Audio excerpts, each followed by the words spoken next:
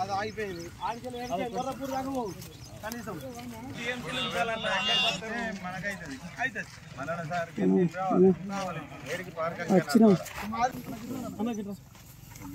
బాగుంది ఆ పక్క బాగా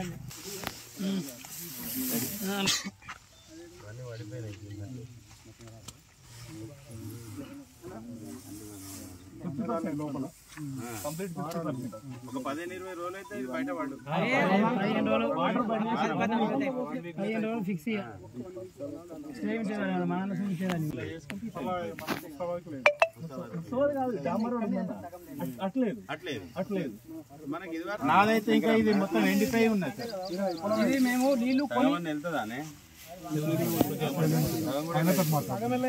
సగం కష్టమే నీళ్లు తీసుకొచ్చి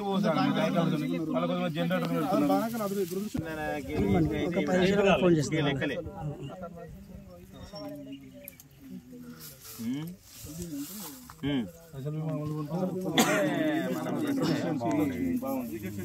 వీళ్ళు ఏం చేస్తున్నారంటే వీళ్ళు ఓవరాల్ గా మండలాన్ని యూనిట్ గా తీసుకుంటారు. మండలం మొత్తంలో పోవు కదా అన్న, ఏదైతే ఒక గ్రామంలో ఇప్పుడు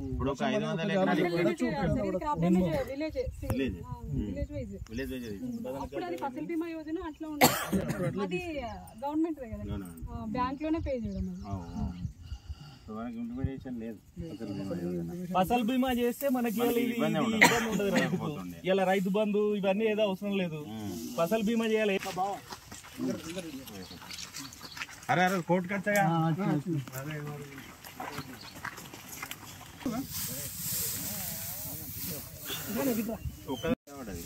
ఇప్పుడు ఈయనదానికి కూడా ఎట్లుంటది అన్న, ఈ దెబ్బ తగిలి ఇత్తులు 2-3 రోజుల తెల్లబడిపోతాయి. అవి కూడా ఈయనేటి పోతాయి. ఈయనేమో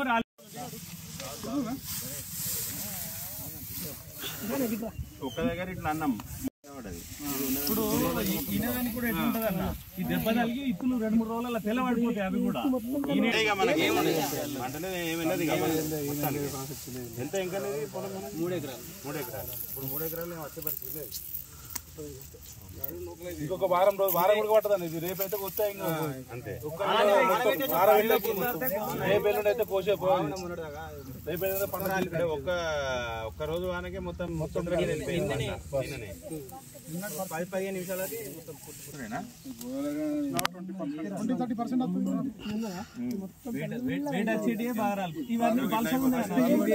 రేపెల్లుండి ఇంకా ఘోరం కనబడుతుంది.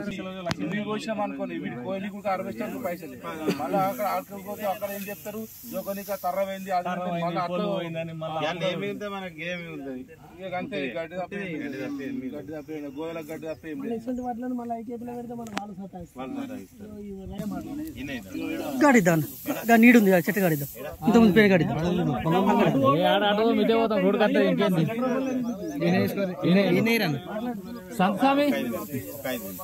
5 నిమిషాలని మిగతా వాళ్ళు కూడా ఎలక్ట్రానిక్ మీడియా వాళ్ళు వచ్చిండ్రు.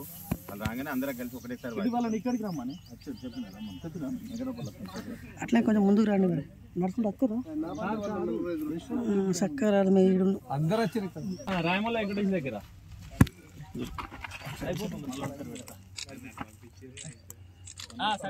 నిన్నటి రోజున అకాల వర్షం వడగళ్ల వానకి మరి రాజన్న సిరిసిల్ల జిల్లా సిరిసిల్ల నియోజకవర్గం ముస్తాబాద్ మండలం బదనకల్ గ్రామంలో మరి ఈ బదనకల్ గ్రామము వెంకట్రావుపేట గ్రామంకు వెంకట్రావుపల్లె గ్రామంకు 1800 ఎకరాల వ్యవసాయ ఏరియా ఉంది. దానిలో నిన్నటి వానకు సుమారు 500 ఎకరాల పంట నష్టం జరిగింది. మరి రైతులు ఏసంగి పంటలో నీళ్లు చాలక నిన్నటిదాకా ఇబ్బందికర వాతావరణం ఉండే. పైప్ లైన్లతోటి నీళ్లు కొనుక్కొని ట్యాంకర్లు కొనుక్కొని నీళ్లు పట్టే పరిస్థితి ఉండే. మరి అట్లా ఉన్నదానికి ప్రకృతి కూడా రైతన్న మీదనే మూలిగే నక్క మీద తాటికాయ పడ్డట్టుగా ప్రకృతి కూడా వాళ్ళను కోపం చేసి మరి నిన్నటి రోజున ఏదైతే వడగళ్ల వానకు 500 ఎకరాలు నష్టపోయినరు బదనకల్ గ్రామంలో.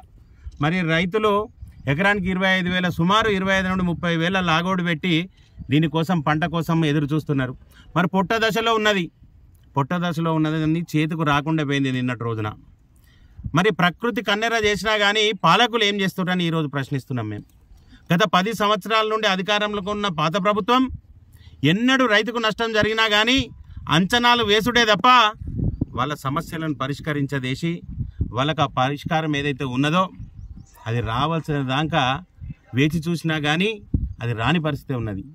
మరి ఈరోజు రైతుల కోసం ప్రాజెక్టులు కట్టినామని చెప్పుకునే ప్రభుత్వం మరి రైతులకు ఏ విధంగా సాయం చేసిందని అడుగుతున్నాం. ఈరోజు 12వ ప్యాకేజీ కంప్లీట్ చేసినట్టయితే మరి ముస్తాబాద్ ప్రాంత రైతాంగానికి కొంత నీటి సమస్య లేకుండా ఉంటుండే. మరి ఇక్కడ ఉన్న శాసనసభ్యుడు ఏం చేస్తుండో అని అడుగుతున్నాం. ఈరోజు మా శాసనసభ్యుడికి ఏమున్నా కానీ డీలిమిటేషన్లో ఎన్ని ఎమ్మెల్యే స్థానాలు అయితే, ఎన్ని ఎంపీ స్థానాలు అయితే, అధికారంలోకి ఎట్లా రావాలి, అధికారాన్ని ఎట్లా అనుభవించాలి అన్న ఆలోచన తప్ప మరి సిరిసిల్ల ప్రాంత రైతాంగానికి 9వ ప్యాకేజీ కంప్లీట్ చేస్తే వీర్నపల్లి గంభీరపేట మండల ప్రాంత రైతులు బాగుపడతారు. మరి 12వ ప్యాకేజీ కంప్లీట్ చేస్తే ఇక్కడ ఉన్న ముస్తాబాద్ ప్రాంత రైతులు బాగుపడతారు అన్న ఆలోచన కూడా లేదు. లిక్కర్ స్కాములు చేయాలా, డిలిమిటేషన్ల అధికారాల కోసం నిన్న తమిళనాడు పోయి అక్కడ మీటింగులు పెట్టుడు. మరి ఈరోజు రైతులను ఎవరు ఆదుకుంటారని అడుగుతున్నాం. ఎప్పుడైనా కానీ అంచనా పంట నష్టం వేసి అగ్రికల్చర్ ఆఫీసర్లు వచ్చి రాసుకుపోయేటప్పుడు రైతులు ఎగబడి రాయించుకుంటే తప్ప వాళ్ళకు నష్టపరిహారం వచ్చిన దాఖలు లేవు. మరి ఈరోజు ఒకటే డిమాండ్ చేస్తున్నాం భారతీయ జనతా పార్టీ నుండి. ఈరోజు ఏదైతే బందకల్ గ్రామంలో 500 ఎకరాలు నష్టం జరిగిందో వాళ్ళందరికీ నష్టపరిహారం వచ్చేదాకా భారతీయ జనతా పార్టీ ఊకోదని చెప్తున్నాం. మన రైతుల పట్ల ఎల్లవేళలా భారతీయ జనతా పార్టీ అనుకూలంగా వ్యవహరిస్తుంది.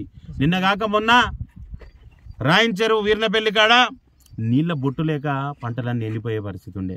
మరి నిన్న కాక మొన్న గంభీరావుపేటలో పెద్ద కాలువ నుండి నీళ్లు రాక రాత్రులు రైతులు అక్కడ పడుకునే పరిస్థితి ఉండే.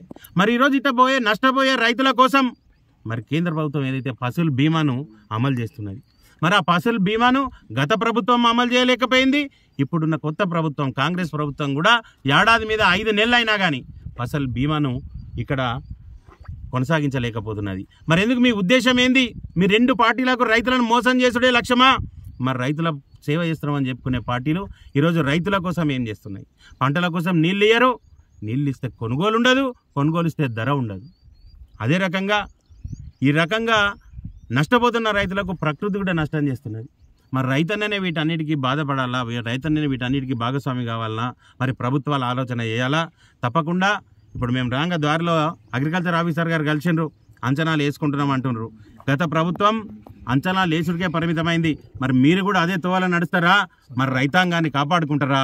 ఏదన్నా ఒకటి మీరే నిర్ధారించుకోవాలా. మరి రైతులందరికీ సహాయం చేసి పంట నష్ట పరిహారం వచ్చేదాకా భారతీయ జనతా పార్టీ పోరాటం చేస్తుందని పత్రికాముఖంగా తెలియజేస్తున్నాం. భారత్ మాతాకి జై.